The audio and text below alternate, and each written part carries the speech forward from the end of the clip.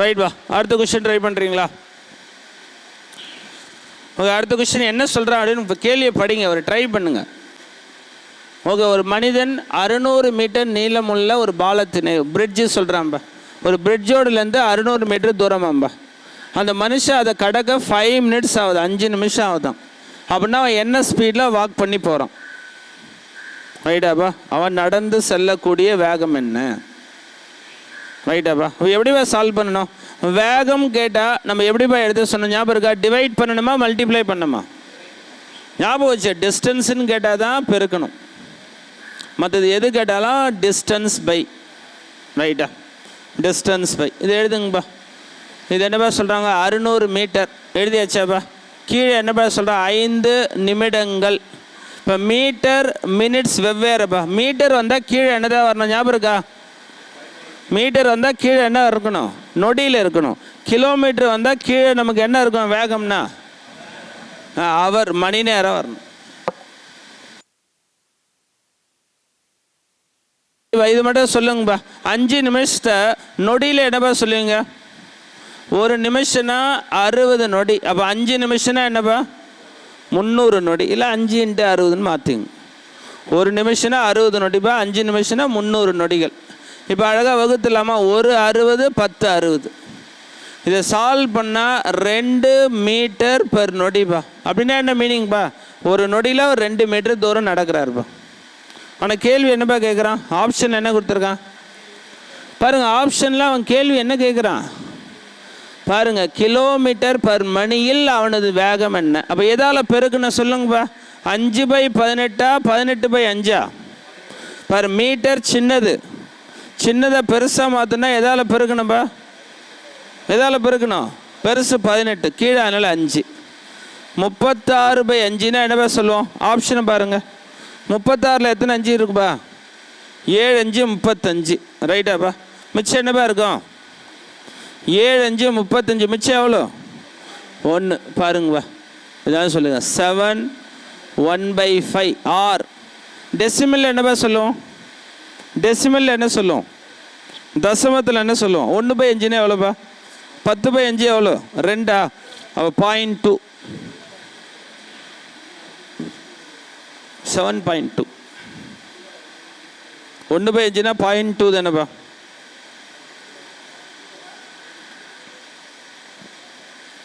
Idea okay பாருங்கப்பா. ஜென்ரலான விஷயம். ஒரே கன்வர்ஷன் ஃப்ராக்ஷனில் வருது, அதான் பிரச்சனை. பின்னத்தில் கொஷினை கொடுத்து வச்சுருக்கோம். மெத்தட்லாம் ஈஸியாக தான் இருக்குது பாருங்க. ஓகே, இந்த ஃபஸ்ட் ஸ்டெப்பை புரிஞ்சுங்கப்பா. ஏன் மீட்டரை கீழே செகண்டில் மாற்றுறோம்? அப்போ தான் நமக்கு கன்வெர்ட் பண்ண தெரியும். ஸ்பீடு 2 மெத்தட் தான்ப்பா. மீட்டர் வந்தால் கீழே நொடி வரணும்பா. கிலோமீட்டர் வந்தால் கீழே மணி நேரத்தில் வரணும்பா, ஹவரில் வரணும். 2 விஷயத்த ஞாபகம் வச்சுங்க.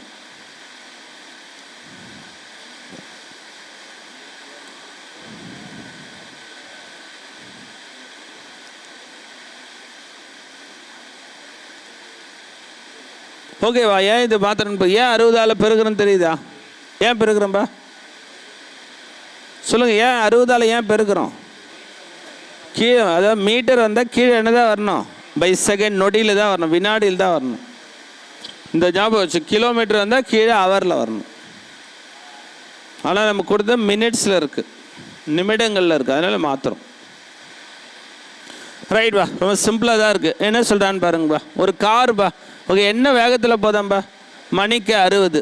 ரைட்டா? ஒரு குறிப்பிட்ட தூரத்தை எத்தனை ஹவர்ஸில் ரீச் ஆகுதாம்பா? 5 ஹவர்ஸ். அப்போ எவ்வளோ தூரம் போயிருக்கோம்? 1 ஹவருக்கு 60ல் போகுதுப்பா. அப்போ 5 ஹவர்ஸில் எவ்வளோ போயிருக்கோம்? அவ்வளோதான், 300 கிலோமீட்டர் போயிருக்குப்பா. அவ்வளோதானேப்பா.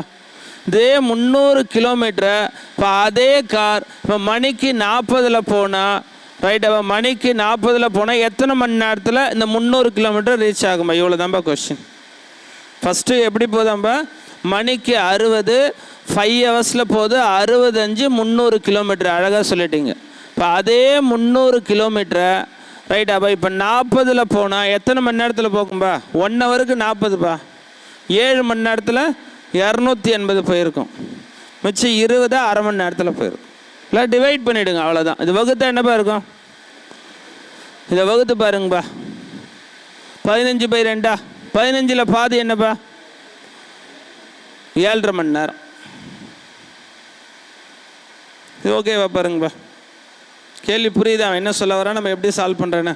ஃபஸ்ட்டு அந்த காரு மணிக்கு 60ல் போதும். 1 ஹவருக்கு 60 கிலோமீட்டர் வேகத்தில் போகுது. அப்போ 1 ஹவரில் 60 கிலோமீட்டர் தூரம் போயிருக்கும். இப்போ 5 ஹவர்ஸில் எவ்வளோ போயிருக்குன்னா 300 கிலோமீட்டர் போயிருக்கும்பா.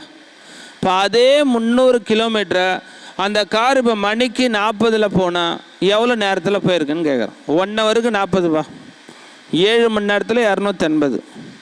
மிச்சம் 20 கிலோமீட்டர் போக அரை மணி நேரம், 7.5 மணி நேரம் ஆகும். ரைட்டா? இதே இன்னும் சிம்பிளாக சால்வ் பண்ணுன்னு வச்சுங்களேன்ப்பா. 2 இடத்துலையும் ஒரே டிஸ்டன்ஸ் தான்ப்பா, வேகமும் அந்த நேரமும் தான் மாறுது. இப்படி கூட எடுத்துக்கலாம். டிஸ்டன்ஸோட ஃபார்முலா என்னப்பா சொல்லுங்கள்? Speed into time. இங்கே என்னப்பா சொல்கிறோம்? அதே ஸ்பீட் இன்ட்டு டைம், ரெண்டும் ஒரே தூரம் தான். இப்படி கூட எடுத்துக்கலாம். சொல்லுங்கப்பா, முதல் வேகம் 60, எத்தனை மணி நேரத்தில் போயிருக்குப்பா? 5 ஹவர்ஸ். இப்போ ரெண்டாவது தூரத்தை மணிக்கு 40ல் போனால் எவ்வளோ நேரத்தில் ரீச் ஆகும்? என்னப்பா பண்ணணும் சொல்லுங்கள்? இது அடுத்த ஸ்டெப் என்ன பண்ணணும்? டிவைட் பண்ணணும். கீழே 40 எடுத்தாந்து வகுத்தணும். இதென்னப்பா வரும்? 65 300, கீழே 40 வந்தால் இதே ஸ்டெப் தானே வரும். பாருங்கள், இப்படி கூட சால்வ் பண்ணணும். ரெண்டும் ஒரே தூரம் தான், ஒரே சேம் டிஸ்டன்ஸ் தான்.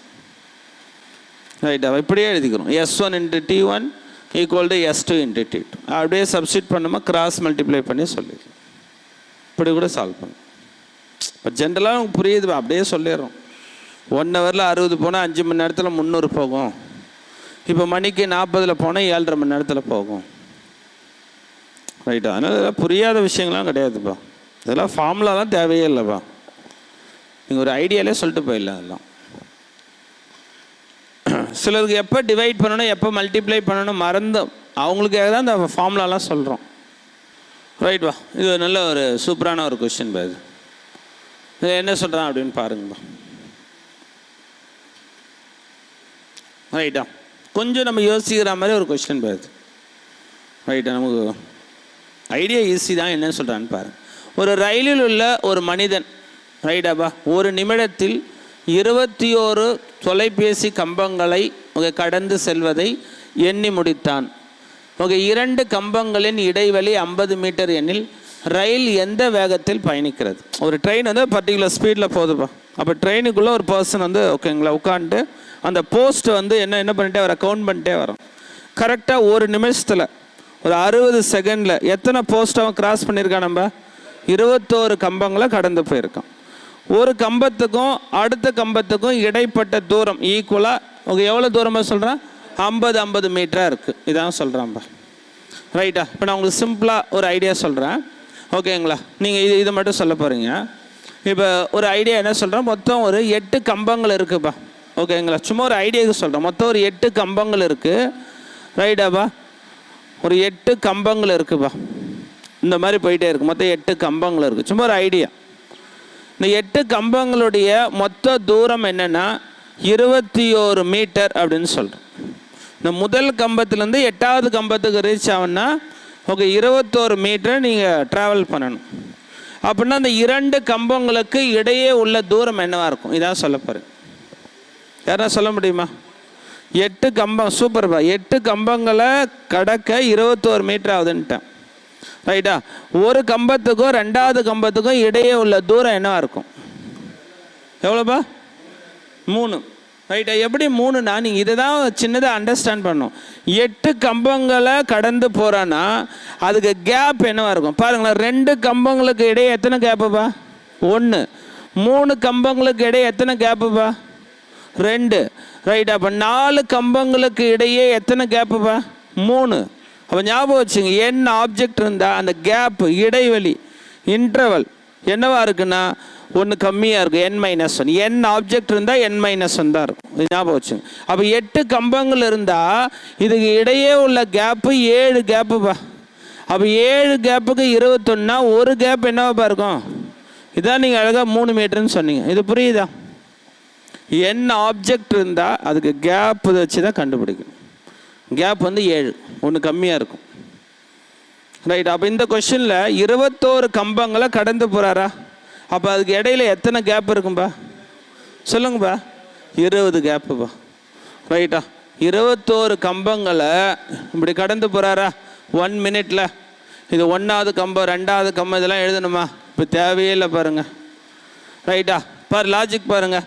2 கம்பங்களுக்கு இடையே 1 கேப்பு, 3 கம்பங்களுக்கு இடையே 2 கேப்பு, 4 கம்பங்களுக்கு இடையே 3 கேப்பு, 5 கம்பங்களுக்கு இடையே 4 கேப்பு. அப்போ நீங்கள் என்ன சொல்லலாம்? 21 கம்பங்கள் இருந்தால் எத்தனை கேப் இருக்கும்பா? 20 கேப் இருக்கும்பா. 20 இடைவெளிகள் இருக்கும். ரைட்டா? ஒரு இடைவெளி எவ்வளோ தூரம் சொல்கிறோம்பா? 50 மீட்டர். அப்போ 20 கேப்புக்கு நம்ம என்னவா சொல்லணும்? 1000 மீட்டர் தூரத்தை ரைட்டா 1 மினிட்ல கடந்து போகிறோம். 1 மினிட்னா நம்ம செகண்ட்ஸில் என்னவா சொல்லலாம்? ஓகே, இல்லைன்னா சும்மா ஜென்ரலாக சால்வ் பண்ணலாம், ஃபார்முலா இல்லாமல் சொல்லாமல். 1000 மீட்டர்னா கிலோமீட்டரில் என்னவா சொல்லுவீங்க? சொல்லுங்கள். 1000 மீட்டர்னா கிலோமீட்டரில் என்னவா சொல்லுவீங்க? சொல்லுங்கள். 1000 மீட்டர்னா கிலோமீட்டரில் எவ்வளோ? 1 கிலோமீட்டர். இந்த 1 கிலோமீட்டர் அவன் கடக்க எவ்வளோ நேரம் ஆகுதுப்பா? சொல்லுங்கள். 1 நிமிஷம் ஆகுது. இதெல்லாம் கொஸ்டினில் சொல்கிறேன். 1 நிமிஷத்தில் 21 கம்பங்களை கடந்து போயிருக்கான். இந்த 21 கம்பங்களை கடக்க 20 கேப் இருக்கும். 1 கேப்பு 50னா 20 கேப்புக்கு 1000 மீட்டர், அதான் 1 கிலோமீட்டர். இந்த 1 கிலோமீட்டரை கடக்க 1 நிமிஷம் ஆனால் அவனோட வேகம் கிலோமீட்டர் பை ஹவரில் கேட்குறான். ஹவர்னா என்னப்பா? 1 ஹவருக்கு எத்தனை மினிட்ஸு? 60. அப்போ நான் என்ன பண்ணுறேன்? இது 60 மாற்றினா அங்கே கீழே 60 மேலே 60 இப்போ இருக்கிறேன். அப்படின்னா இந்த ட்ரெயினோட வேகம் மணிக்கு என்னவா இருக்கும்? சுமார் ஐடியாலாம் சொல்கிறேன். இது புரியலனா கூட பரவாயில்ல. நம்ம ஜென்ரலாக எப்படிப்பா சால்வ் பண்ணுவோம்? ரெகுலராக எப்படி எழுதும் சொல்லுங்கள்? 1000 மீட்டரா? 1 நிமிஷம்னா நொடியில் என்னப்பா சொல்லுவீங்க? 60 நொடி. மீட்டர் பெர் நொடியில் வந்துச்சா? இதை கிலோமீட்டர் பெறார மாற்றினா எதால் பெருக்கணும்பா? சொல்லுங்கள். இது சின்னதுப்பா. சின்னதை பெருசாக மாற்றினா எதால் பெருக்கணும்? அவ்வளோதான்பா. 1 6 3 6 ரைட்டா? 1 5 25 ரைட்டா? அப்போ 20 × 3 எவ்வளோப்பா? 60 கிலோமீட்டர் பெற.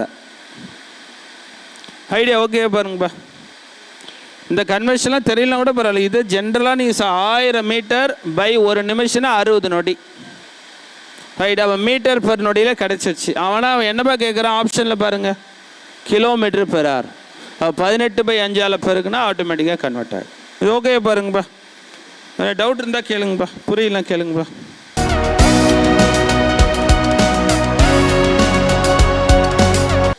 ரைட்பா. அடுத்த கேள்வி வாங்க. ஒன்றும் இல்லை, ரொம்ப பேசிக்கான கொஸ்டின் தான். இல்லை என்ன சொல்கிறான்னு பாருங்கப்பா. நான் ஆல்ரெடி சொன்னேன்ப்பா, ஸ்பீடும் டைமும் என்ன ரேஷியோப்பா? நேர் விகிதமா எதிர் விகிதமா? எதிர் விகிதம். ரைட்டாப்பா. வேகமும் நேரமும் எதிர் விகிதம். இது ஞாபகம் வச்சுங்கப்பா. இப்போ நான் சும்மா சொல்கிறேன். இப்போ ஒரு 2 வண்டிகளுடைய உங்கள் வேக விகிதம் சொல்கிறேன்னு வச்சுங்களேன். 2:1 சொன்னால் ரைட்டாப்பா. இப்போ ஏ பி சும்மா எடுக்கிறேன். அவங்களோட வேக விகிதம் ஸ்பீட் ரேஷியோ 2:1. இது வந்து ஸ்பீடுப்பா. டைம் ரேஷியோ கிட்ட என்னப்பா சொல்லணும்? அவ்வளோதான், மாற்றி சொல்லணும்பா. இது ஞாபகம் வச்சுங்கப்பா. இவ்வளோதான்பா விஷயம். இப்போ நான் சும்மா சொல்கிறேன். இப்போ ஏவோட ஸ்பீடு பிஏ மாதிரி ஓகேங்களா 2 மடங்காக இருக்காருன்னு வச்சுங்களேன். ஏவோட வேகம் பிஏ போல் 2 மடங்கு வேகம்னா ஒரு டைம் வந்து பாதி தான் எடுத்துக்குவார்ப்பா. ஏவோட டைம் பியோட டைமில் பாதி தான் எடுத்துக்குவார். ரைட்டாப்பா. இப்போ ஏ பிஏ மாதிரி 3 மடங்கு வேகமாக இருக்கான்னு வச்சுங்களேன். டைம் வந்து 1/3 தான் எடுத்துக்கும். 3ல் 1 பாகம் தான் எடுத்துக்கும். நீங்கள் அப்படியே சொல்லிடலாம் வாய்மொழியா, நீங்கள் இதெல்லாம் எழுதவே வேண்டாம். இப்போ இந்த கேள்வியை படிங்களா. ஏயின் வேகம் பிஐ போல 2 மடங்கு, இதான் சொல்கிறேன்பா. அடுத்து பியின் வேகம் சிஐ போல 3 மடங்கு. இப்போ ஒரு குறிப்பிட்ட தூரத்தை சி 54 ஓகேங்களா மினிட்ஸில் போனால் அதே தூரத்தை பி கடக்க எவ்வளோ நேரம் ஆகும்? சும்மா கேல்குலேஷன் இல்லாமல் சொல்லாமா? சூப்பர்ப்பா. பி சியை போல் 3 மடங்கு. அப்போ டைம் வந்து 1/3 தான் எடுப்பான். 3ல் 1 பாகம் தான் எடுப்பான். அப்போ 54ல் ரைட். அப்போ 3ல் 1 பாகம்னா எவ்வளோப்பா? 1/3னா எவ்வளோ? அவ்வளோதான்பா, 18 நிமிஷம். அப்படியே கேல்குலேஷனால இல்லாதே சொல்லிடலாம். எப்படிப்பா சொல்கிற 1/3ன்னு? வேகம் 3 மடங்கானா நேரம் அதில் 1/3 ஆகும். 1/3 தான் எடுக்கும். 2 மடங்கு வேகம்னா அதில் பாதி நேரம் தான் அவன் எடுப்பான். ஷார்ட்டாக சொல்லிடலாம் நீங்கள். இல்லைன்னா நீங்கள் கான்செப்டாக எழுதி பார்க்கலாம்பா. இப்போ பிக்கும் சிக்கும் வேக விகிதம் என்னப்பா சொல்லுங்கப்பா. பிக்கும் சிக்கும் வேக விகிதம் என்ன? பி ஆனவர் சியை போல 3 மடங்கு. இது ஓகேவா? எப்படி 3:1 எழுதுறேன்னு புரியுதா? இப்போ சி வந்து 1 பங்கு வேகத்தில் போனால் பி அதே டிஸ்டன்ஸு எவ்வளோ வேகத்தில் போகிறாரு? 3 பங்கு வேகம். இதான் ஸ்பீட் ரேஷியோப்பா. இது புரியுதா? 3:1. இப்போ நம்ம கேள்வி என்னென்னா டைம் ரேஷியோ, நேர விகிதம்பா. நேர விகிதம்னா என்னப்பா சொல்லணும்? மாற்றி சொல்லணும். 1:3 ரைட்டா? இப்போ நம்ம கேள்வியில் என்ன சொல்ல? சி 54 நிமிஷத்தில் போனால் அதே இடத்த பி எவ்வளோ நேரத்தில் போவார்? அப்படியே சொல்லுங்க. 3 பாகம் 54னா 1 பாகம் எவ்வளோப்பா? 18. அவ்வளோதான்ப்பா. இல்லை ஏபி கம்பேர் பண்ணாதே சொல்லிடலாம். நீங்கள் கேள்வி யாரை வச்சு கேட்குறான்? பிஎஸ்சியை வச்சு தான் கேட்குறான். அவள் பிஎஸ்சியோட விகிதத்தை மட்டும் எழுதுங்க போதும். இது கிளியரா? ஞாபகம் வச்சுங்க. Speed 3 மடங்குனா time 1/3. அவ்வளோதான்ப்பா. 3ல் 1 பாகம். இப்படியே சொல்லிடலாம் நீங்கள். சரி, நான் உங்கள்ட்ட அடிஷ்னலாக கேட்குறேன்ப்பா. என்ன அடிஷ்னலாக கேட்குறான்? இதே தூரத்தை ஏ கடக்க ரைட்டாப்பா எவ்வளோ டைம் ஆகும்? இதே தூரத்தை ஏ கடக்க எவ்வளோ டைம் ஆகும்? 9 நிமிஷம். ஏன் 9 நிமிஷம்பா? பி ஆல்ரெடி கண்டுபிடிச்சிட்டோம். பியோட டைம் என்னவா சொன்னீங்க? 18 மினிட்ஸா? அதே தூரத்தை ஏ கடக்க எவ்வளோ டைம் ஆகும்பா? 2 மடங்கு வேகமா? அப்போ டைம் என்ன ஆகும்? பாதி ஆகும். டைம் என்ன ஆகும்? பாதி ஆகும். இவன் 18 நிமிஷத்தில் போனால் அதே இடத்த ஏ எவ்வளோ மினிட்ஸில் போயிருப்பார்ப்பா? 9 மினிட்ஸ்ப்பா. இல்லை கேல்குலேஷன்லாம் பண்ண நம்ம ஞாபகம் வச்சு. ஸ்பீடு இவ்வளோ மடங்கில் வந்தால் டைம் அதில் 1/3. உங்கள் 2 மடங்குனா ஆஃப் 1/2. 4 மடங்குனா என்னப்பா சொல்லணும்? இப்போ நான் சொல்கிறேன் ஏ ஆனவர் பிஏ போல் 4 மடங்கு வேகம்னு சொல்கிறேன். ஏ பிஏ போல் 4 மடங்கு வேகம். பி 40ல் போனால் ஓகேங்களா? இப்போ நான் வந்து இப்படி சொல்கிறேன். ஏ ஆனவர் பிஏ போல் 4 மடங்கு நேரம்னு சொல்கிறேன். ரைட்டாப்பா? ஒரே நிமிஷம். 4 மடங்கு நேரமாக வேகமா? வேகமாக எடுத்துக்கலாம். ஏ ஆனவர் பிஐ போல் ரைட்டா 4 மடங்கு வேகத்தில் போகிறாருப்பா. இது ஸ்பீடுப்பா. இப்போ பி 8 ஹவர்ஸில் போனால் அதே தூரத்தை ஏ எத்தனை ஹவர்ஸில் போவார் சொல்லுங்கப்பா? சொல்லுங்கள். ஏ ஆனவர் பிஏ போல் 4 மடங்கு வேகத்தில் போகிறாருப்பா. ரைட்டா?